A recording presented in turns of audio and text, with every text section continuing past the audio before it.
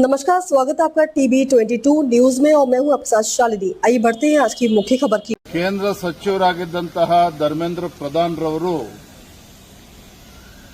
Neat ವಿಚಾರದಲ್ಲಿ ತಮ್ಮ ರಾಜೀನಾಮೆಯನ್ನು ಸಲ್ಲಿಸಿದ್ದಾರೆ. ದೃಶ್ಯ ಮಾಧ್ಯಮಗಳಲ್ಲಿ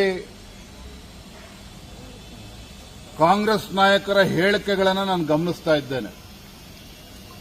ತಮ್ಮ ಹೋರಾಟಕ್ಕೆ ಸಂದಿರತಕ್ಕಂಥ ಗೆಲುವು ಅಂತ ಹೇಳಿ ರಾಹುಲ್ ಗಾಂಧಿ, ಪ್ರಿಯಾಂಕಾ ಗಾಂಧಿ ಆದಿಯಾಗಿ ರಾಜ್ಯದ ಕಾಂಗ್ರೆಸ್ ಪುಡಾರಿಗಳು ಕೂಡ ಹೇಳಿಕೆಗಳನ್ನು ನೀಡುತ್ತಾ ಇದ್ದಾರೆ, ತಮ್ಮ ಹೋರಾಟದ ಗೆಲುವು ಅಂತೇಳಿ.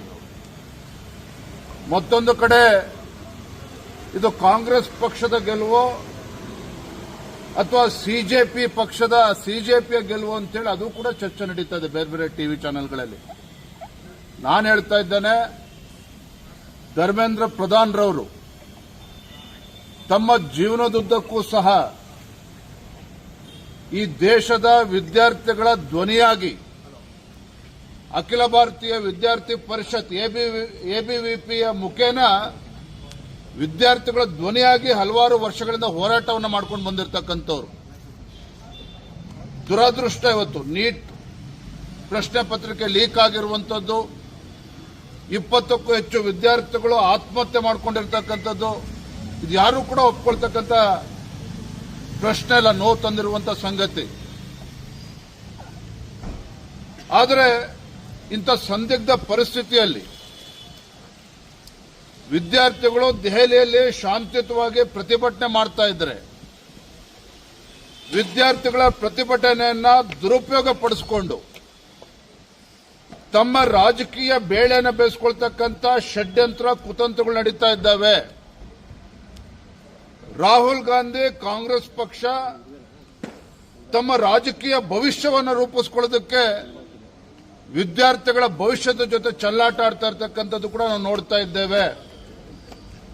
ಇದರ ಜೊತೆಗೆ ಕೆಲವು ಸಮಾಜಘಾತುಕ ಶಕ್ತಿಗಳು ಕೂಡ ಈ ದೇಶದಲ್ಲಿ ಒಂದು ಅಭದ್ರತೆಯನ್ನ ನಿರ್ಮಾಣ ಮಾಡಬೇಕು, ಈ ದೇಶದಲ್ಲಿ ಒಂದು ಅರಾಜಕತೆ ಸೃಷ್ಟಿ ಮಾಡಬೇಕು.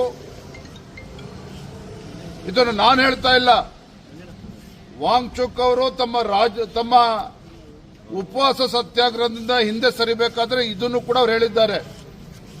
ವಿದ್ಯಾರ್ಥಿಗಳ ಹೋರಾಟವನ್ನ ಕೆಲವು ಸಮಾಜಘಾತಕ ಶಕ್ತಿಗಳು ದುರುಪಯೋಗ ಪಡಿಸಿಕೊಳ್ತಾ ಇದ್ದಾವೆ, ಅದಕ್ಕೋಸ್ಕರ ನಾವು ಉಪವಾಸವನ್ನು ಹಿಂತೆಗೆದುಕೊಳ್ತಾ ಇದ್ದೇನೆ ಅನ್ನೋ ಮಾತನ್ನು ವಾಂಗ್ಚುಕ್ ಅವರು ಕೂಡ ಹೇಳಿದ್ದಾರೆ.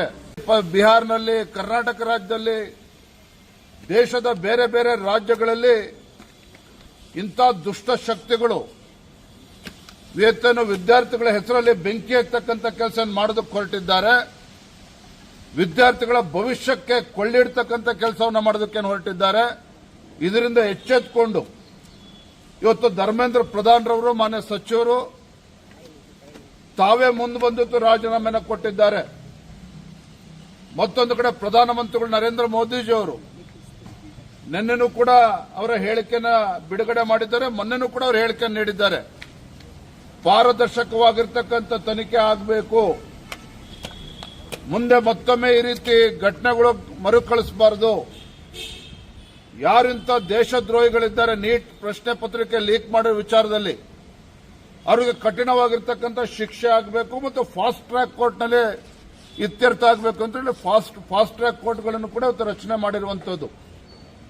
ಇಷ್ಟೆಲ್ಲ ಆಗಿದ್ರೂ ಸಹ ವಿದೇಶದಲ್ಲಿ ಮೋಜು ಮಾಡ್ತಾ ಇದ್ದಂತ ರಾಹುಲ್ ಗಾಂಧಿ ಅವರು ವಿದ್ಯಾರ್ಥಿಗಳ ಹೋರಾಟ ದಿನೇ ದಿನೇ ಹೆಚ್ಚಾಗ್ತದೆ ಅಂತೇಳಿ ಅರ್ಥ ಮಾಡಿಕೊಂಡು ರಾತ್ರೋರಾತ್ರಿ ಬಂದು ಏನು ಕಳೆದ 10-12 ವರ್ಷದಿಂದ ದೇಶದ ಜನರ ವಿಶ್ವಾಸವನ್ನ ಗೆಲ್ತಕ್ಕಂಥ ನಿಟ್ಟಿನಲ್ಲಿ ವಿಫಲರಾಗಿರ್ತಕ್ಕಂಥ ರಾಹುಲ್ ಗಾಂಧಿ ಅವರು, ಕಾಂಗ್ರೆಸ್ ಪಕ್ಷ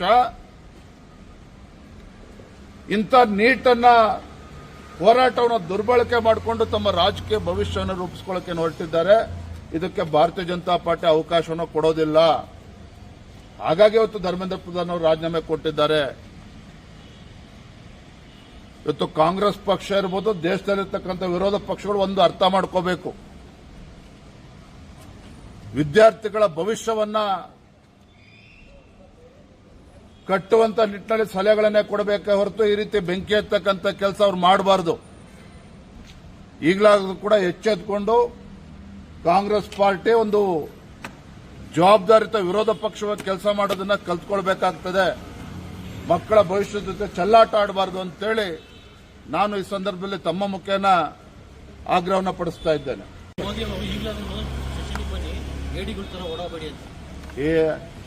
ಅವನ್ಯಾರ್ರಿ ಪ್ರಿಯಾಂಕಾ ಖರ್ಗೆ?